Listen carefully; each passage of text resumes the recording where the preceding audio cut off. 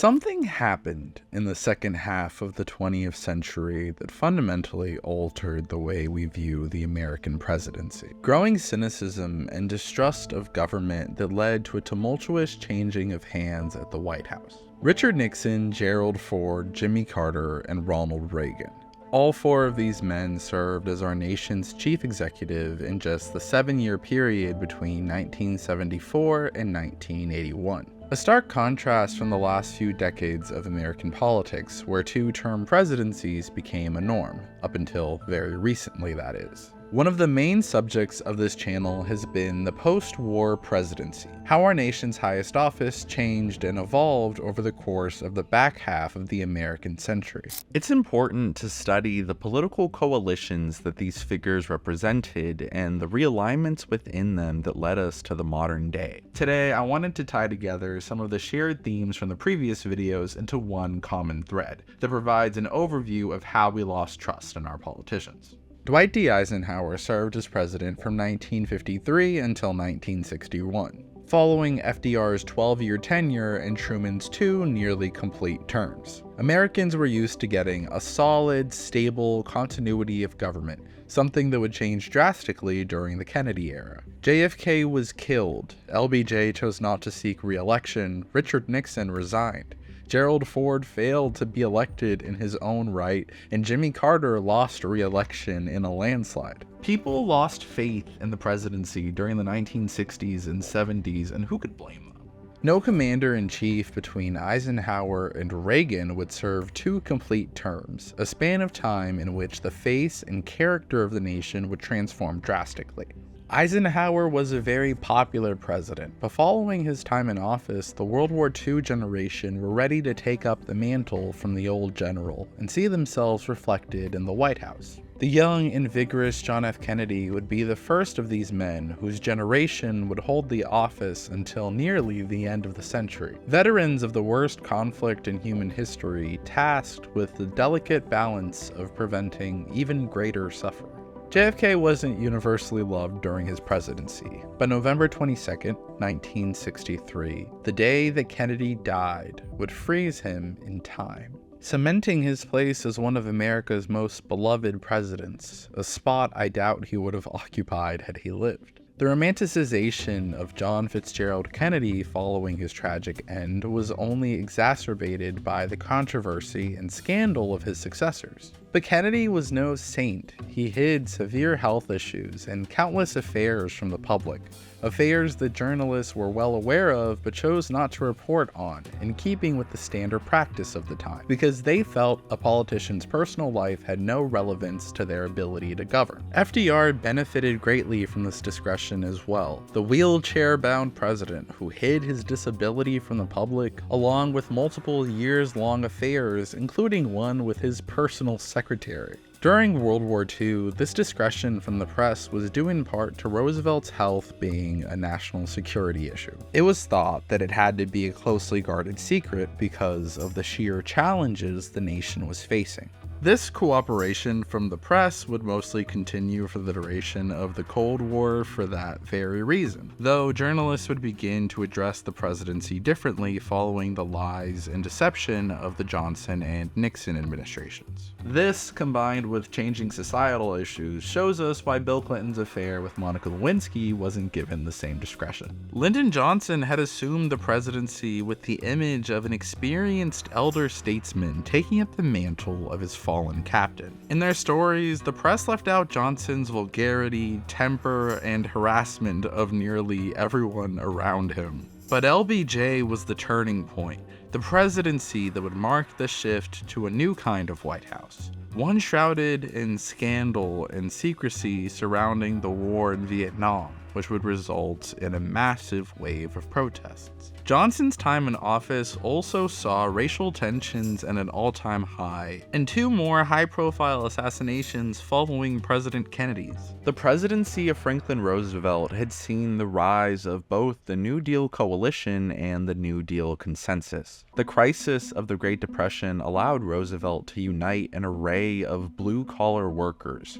including white Southerners, immigrants, and minority groups in big cities around economic programs meant to benefit these these groups. This coalition lasted roughly until the Democratic embrace of civil rights legislation in the 1960s, when the party lost the support of the Deep South, which had been reliably Democratic since the Civil War. Most former Confederate states had only wavered during the 1948 election, when South Carolina Democratic Governor Strom Thurmond decided to launch a third-party bid for the presidency following Harry Truman's support for civil rights. Thurmond would carry Louisiana, Mississippi, Alabama, and his native South Carolina. The realignment that took place over the question of civil rights can be seen very clearly in Thurmond's defection to the Republican Party in 1964, the same year where Johnson lost the Deep South despite winning a landslide victory.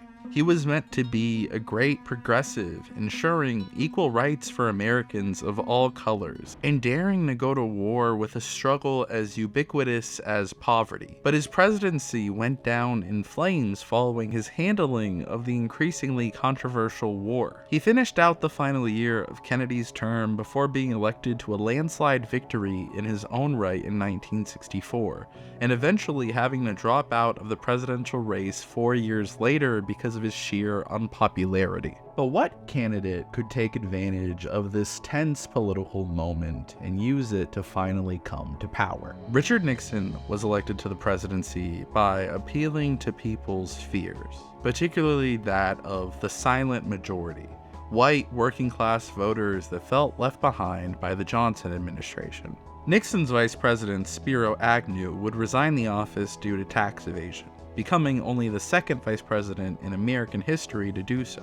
Jimmy Carter, the humble peanut farmer with a broad smile and a sweet southern accent, was the complete opposite of the shadowy political figure Nixon came to represent. He was the first president since Eisenhower to not have served in Congress, and the first since Wilson to have had no Washington experience. Jimmy Carter would be the first in a long line of Washington outsiders, lasting up until the election of Joe Biden to the presidency in 2020. The former governor of Georgia assumed the presidency as someone from outside the system that wasn't exactly eager to work within it. This correlates with his own sense of altruism and moral superiority compared to the stereotypical politicians he represented such a stark departure from. He preferred to work with his own staff that had been with him in the governor's mansion over the array of new advisors that came with the nation's highest office. He had been an engineer and sought to bring that sort of non-ideological, data-driven, pragmatic decision-making to the White House. Carter was honest, so honest in fact that he came off as pessimistic or uninspiring. He would often not even receive credit for his honesty because the press was inherently distrusting and suspicious of him following the Nixon and Johnson administrations. In comes Ronald Reagan, another Washington outsider who was the complete opposite of Carter. He had charm and wit so powerful that he would become known as the great communicator. He had been able to speak to and inspire the country in a way that Carter couldn't. Before his foray into politics, Reagan had been an actor.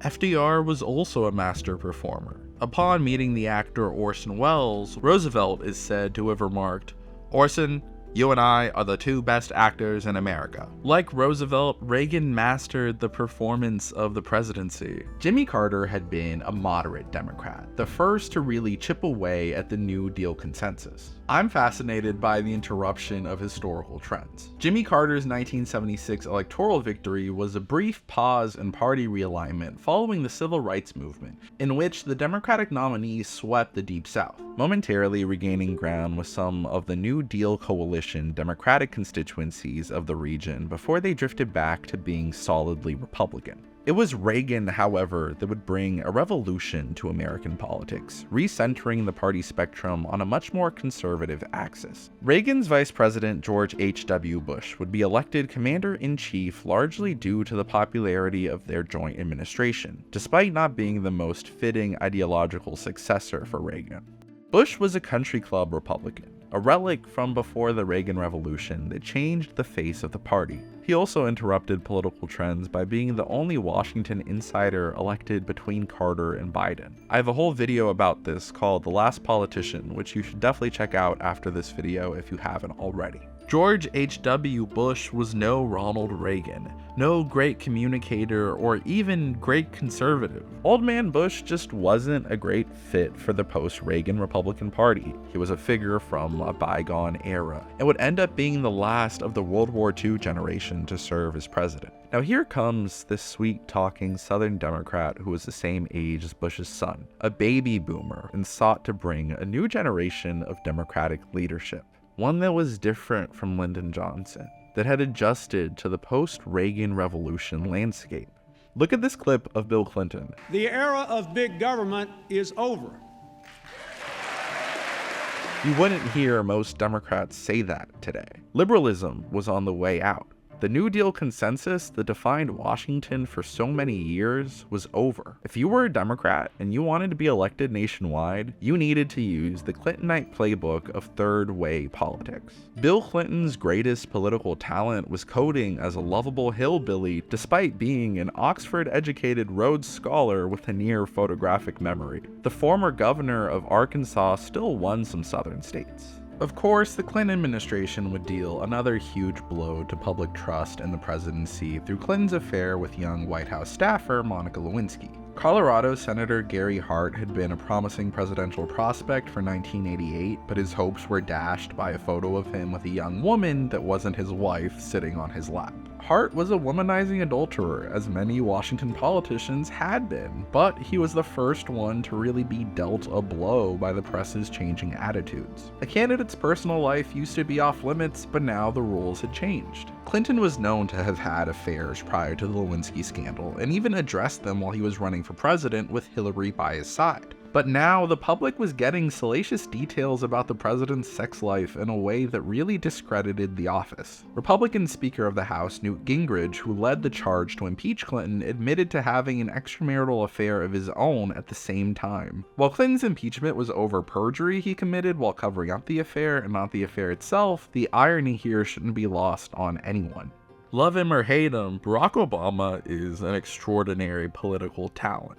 And if you need any evidence why, just remember that a black guy named Barack Hussein Obama was elected to the United States presidency only 7 years after 9/11. In 2008, he won 365 electoral votes, about as close as you can get to a landslide in modern elections. The Republican Party had been the party of Reagan, with every subsequent leader fitting within that mold, until number 45 transformed it into the party of Trump. Donald Trump is a talented performer in a similar vein to Reagan, though he comes from a different background, one more fitting for the modern United States. He came from reality TV, a conflict-driven medium well-suited both to his personality and the political climate he would come to define. He had been a celebrity for decades, often appearing prominently in tabloids, which taught him valuable lessons in grabbing headlines and earned media. Trump is a sort of post-scandal president. He's often known as Teflon Don because nothing really sticks to him. Before Trump ever ran for president, he already had a reputation as an unfaithful womanizer. Most people aren't under some illusion that Trump is some wholesome family man. He spoke to a part of America that felt left behind and played on people's fears much like Nixon did. People like Trump because he pisses off the people that they hate, so questions surrounding his own character matter much less. In 2016, Trump needed someone with evangelical Christian appeal like Mike Pence on the ticket because they were the biggest Republican constituency that was hesitant about Trump due to questions surrounding his character. But he's the one who accomplished their biggest goal. He appointed pro-life judges to the court and got Roe v. Wade overturned, something the previous evangelical Republican presidents didn't. In the current realignment, we see large gender and diploma divides that have only been growing with every election. We are in a world where Dick Cheney is supporting the Democratic nominee. What happened? There's no telling really how to become less polarized, or how to regain trust in our politicians, or how those politicians could even necessarily earn our trust back. And as far as the realignment, I guess we'll just have to wait and see. Hey everyone, thank you so much for watching. If you are still here, I assume that means you enjoyed the video, and if you did, please consider leaving a like, comment, or even subscribing down below. This was my first video to get posted a week early for patrons, which is what we're going to be doing going forward here on the channel, so if you would like to help out and support the work that we do here, then please feel free to join. Speaking of which, shout out to our $5 channel members and patrons: Bobbltopia, Michael Lowe, John Reynolds, Luke Johns, Peter Z, Cribstack, and Kenneth Choi.